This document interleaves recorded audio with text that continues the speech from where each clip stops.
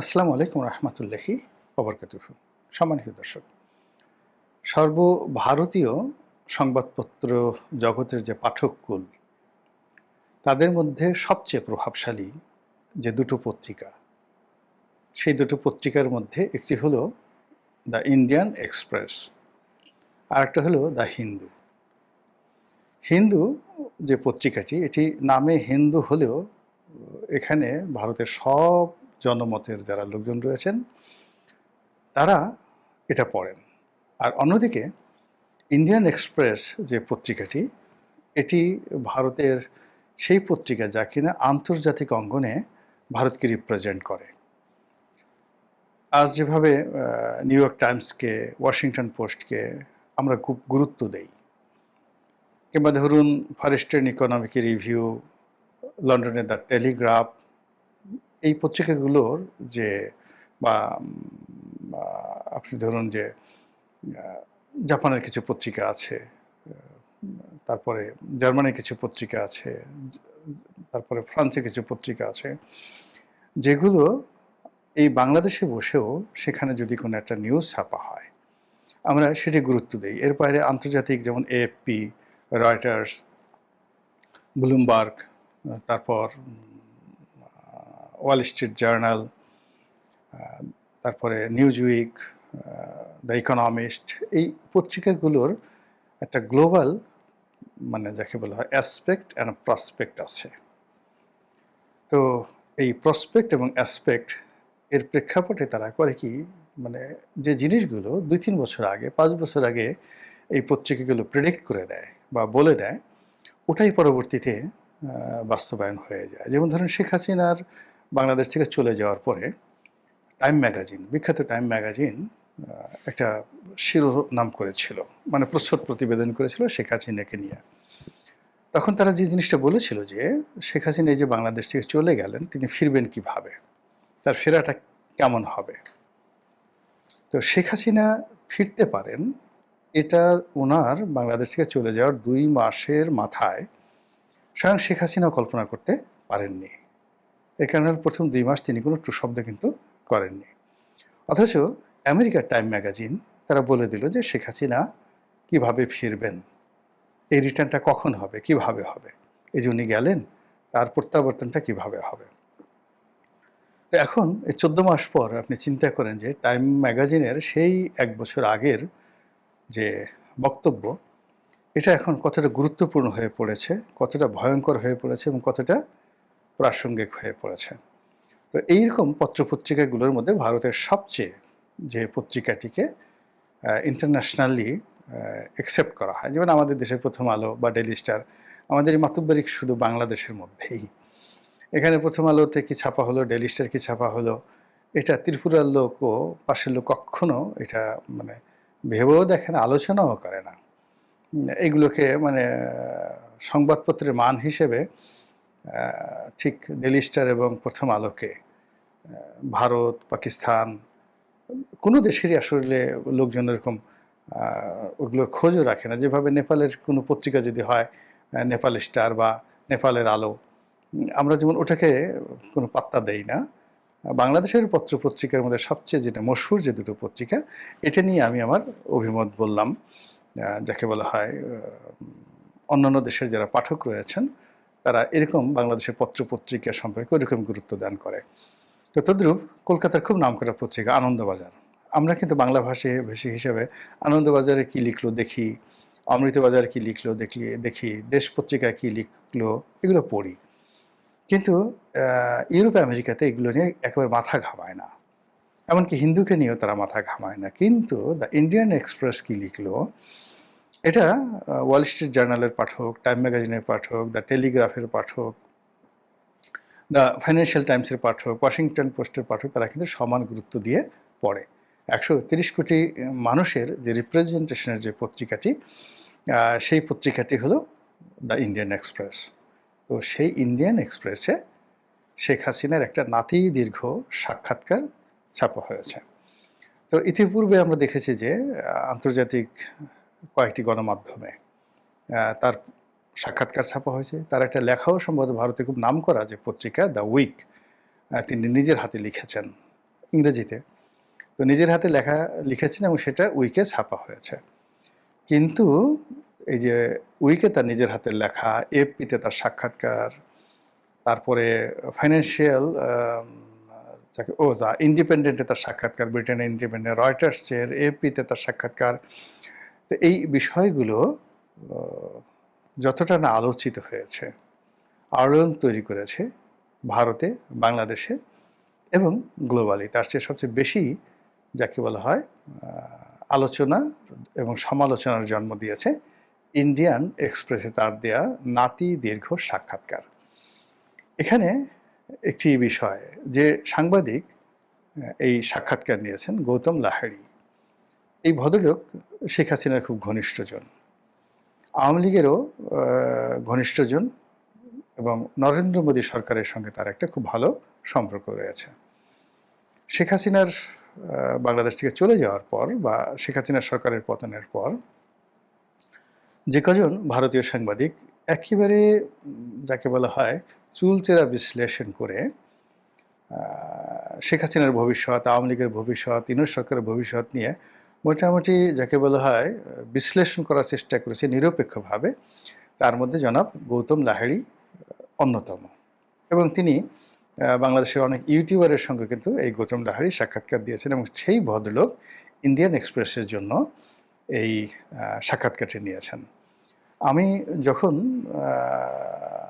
একেবারে ছাত্র জীবনে ইন্ডিয়ান এক্সপ্রেস সম্পর্কে আমার প্রথম ধারণায় আসলো যে তাদেরকে নিয়ে একটা বিরাট রিপোর্ট ছাপা হয়েছিল সাপ্তাহিক দেশ পত্রিকাতে, যে কি করে ভারতের এই রাজনীতি, তারপরে রাজনীতির পেছনের পর্দার আড়ালের যত খেলাধুলা, কিং মেকিং, এই কাজগুলো কারা কারা করে।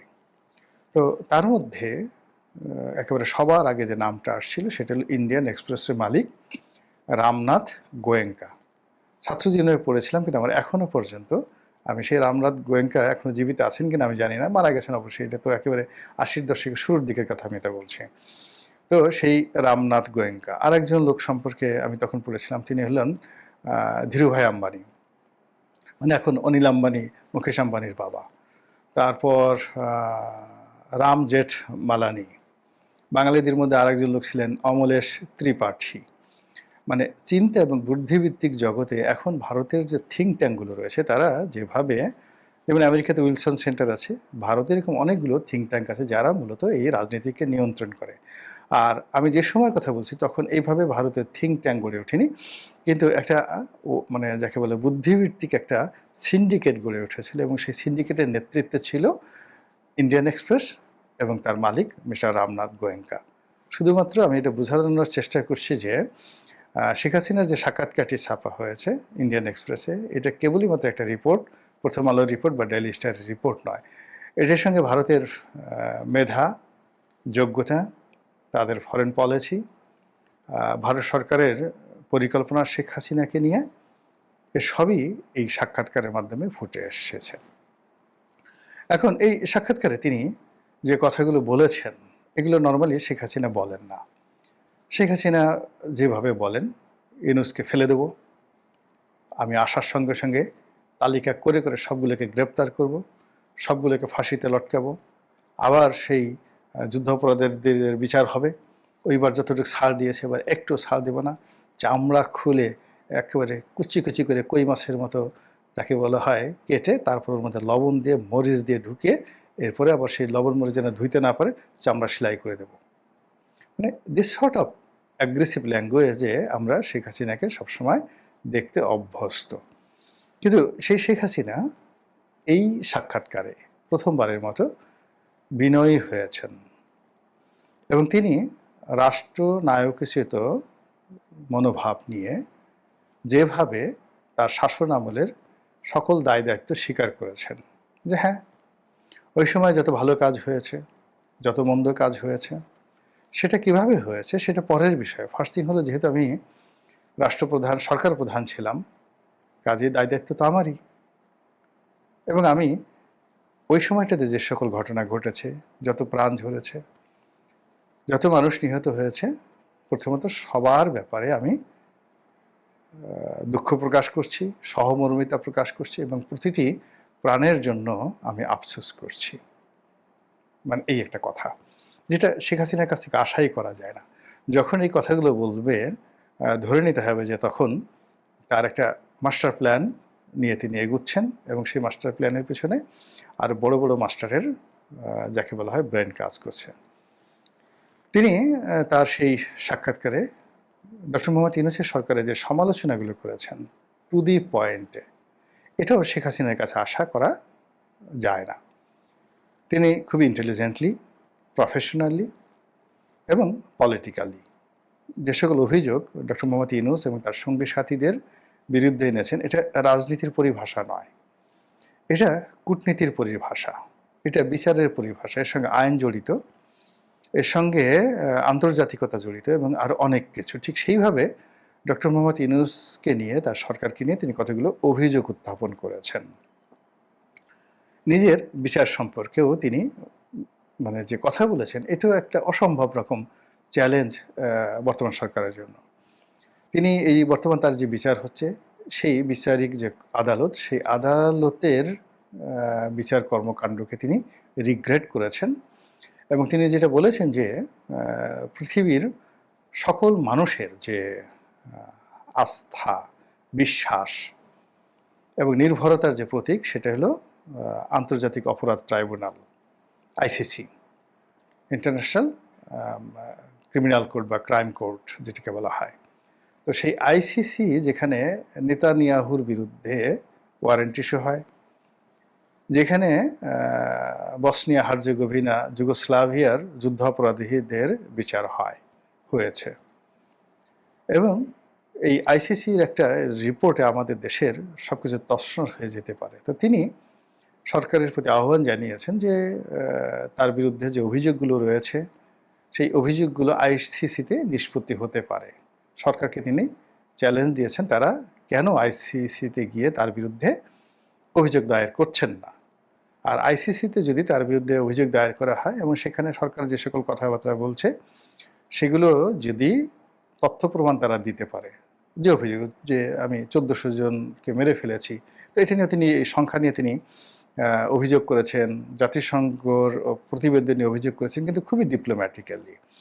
তো তিনি বলার চেষ্টা করেছেন যে বাংলাদেশের কোর্টে যে সকল বিষয় নিয়ে আলোচনা হচ্ছে, যে সকল অভিযোগ দায়ের করা হচ্ছে, তো সেগুলো নিয়ে যদি আমার শাস্তি হয়, তিনি সেটা বলেননি, মানে আমি এটার ভাব সম্প্রসারণ করছি, সেগুলো নিয়ে যদি আমার শাস্তি হয় বা আমাকে সেগুলোর ভিত্তিতে যদি আমাকে প্রত্যাবর্তন করতে বলা হয়, আমিও যাব না আর ভারত আমাকে পাঠাবে না।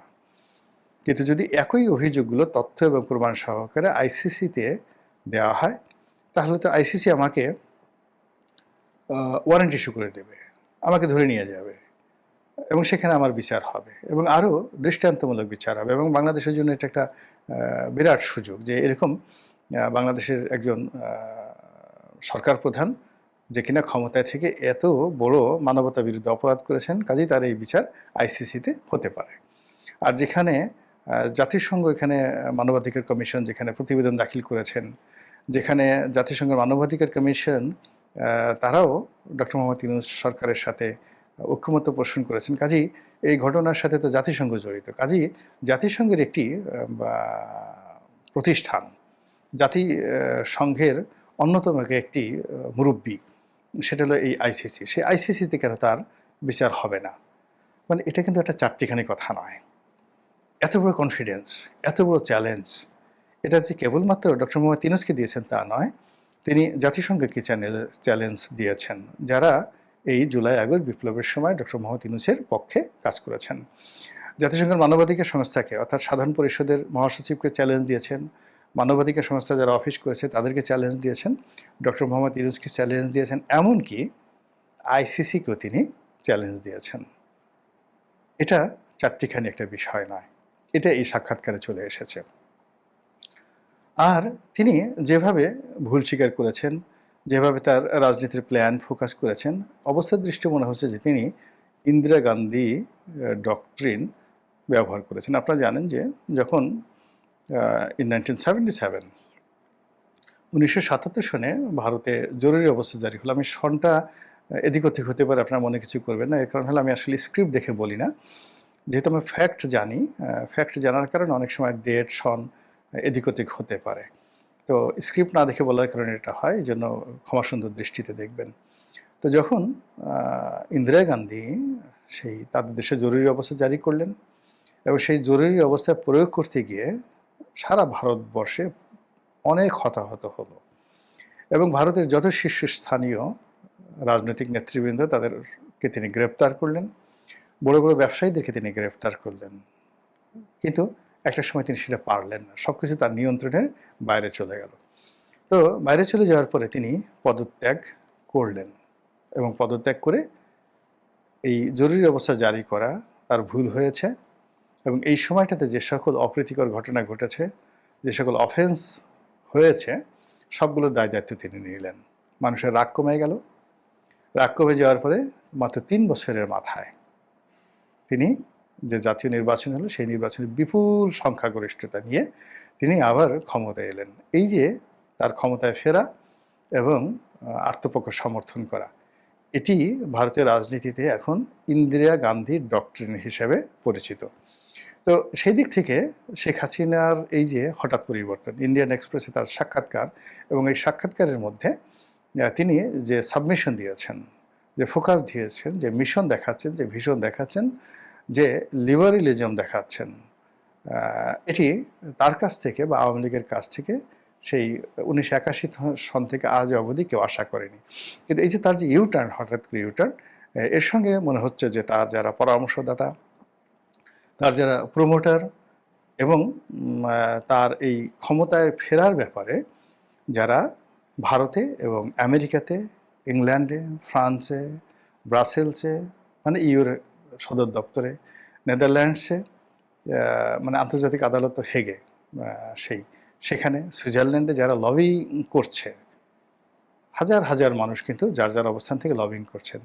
তো তাদের এটা কম্প্যাক্ট গ্রুপ যে কাজ করছে এবং সেই কাজের ভিত্তিতে শেখ হাসিনার নিকট যে পরামর্শগুলো তারা উপস্থাপন করেছেন এবং সেইভাবেই তিনি নিজেকে প্রস্তুত করে এই রকম একটা সাক্ষাৎকার দিয়েছেন বলেই যারা রাজনৈতিক বিশ্লেষক তারা বলার চেষ্টা করছেন।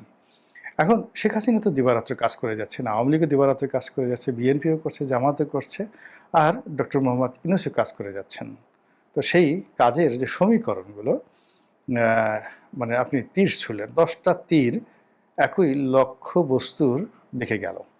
এখন তীরের ফলায় ধরুন একটা বিন্দু আছে, আর লক্ষ্যবস্তু সেখানে একটা বিন্দু আছে। তো একসাথে 20 জন তীরন্দাজ সেই লক্ষ্যবস্তুকে কেন্দ্র করে তীর ছুড়ল।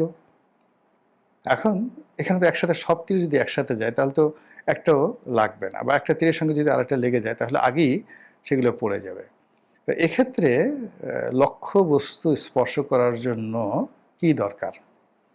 প্রথমত টার্গেট, নিখুঁত টার্গেট, একেবারে ওই পিন পয়েন্টে গিয়ে আপনার তীরটি লাগবে।